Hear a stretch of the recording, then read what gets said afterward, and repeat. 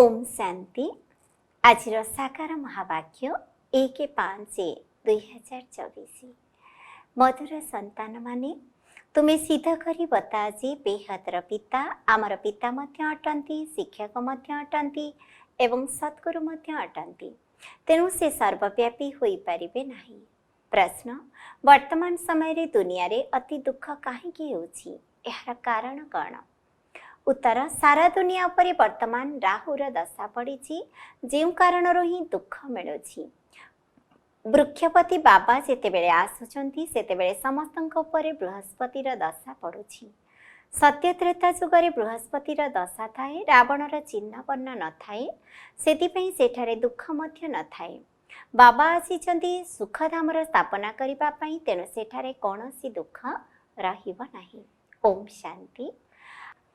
धारणा पाई मुख्य सारांश 1 नंबर, कलिजुगी लोकलाज कुल मर्यादा को छाड़ी ईश्वर कुलर मर्यादा को धारण करने को हेब। अशरीरी बाबा जहाँ शुणाउछंती ताको अशरीरी होई सुनिबार अभ्यास को पक्का करने को हेब। 2 नंबर, बेहदर बाबा एकाधार रे पिता, शिक्षक, सद्गुरु अटंती। एही रहस्य को सब आत्मा मानन को बुझाइबा को हेब। एही कथा को प्रमाणित करने को हेब जे बेहदर बाबा सर्वव्यापी नुहंती। वरदान, देह अभिमान युक्त चपलतारू मुक्त हुई आत्मिक स्वाभिमान रे रोथिबा वृत्ति बुद्धि हुआ। केतेक पिला देह अभिमान युक्त स्वभाव संस्कार चपलता बहुत करिथांती। जेउठारे मोर स्वभाव मोर संस्कार शब्द आसी थाए, सेहिठारे एही बड़ी चपलता अर्थात चगलामी आरंभ होइथाए। एही मोर शब्द ही समस्त को चक्रव्यूह भीतर को नहीं जाई थाए।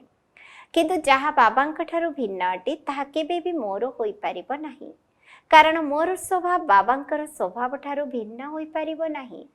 सेतिपई एही भली देह अभिमान युक्त अल्पकालर विनाशी चपलतारू मुक्त हुई आत्मिक स्वाभिमान रे अर्थात सम्मान रे रुह प्रीति बुद्धि हुई बाबांको भल पाइबार चपलता पछके कर।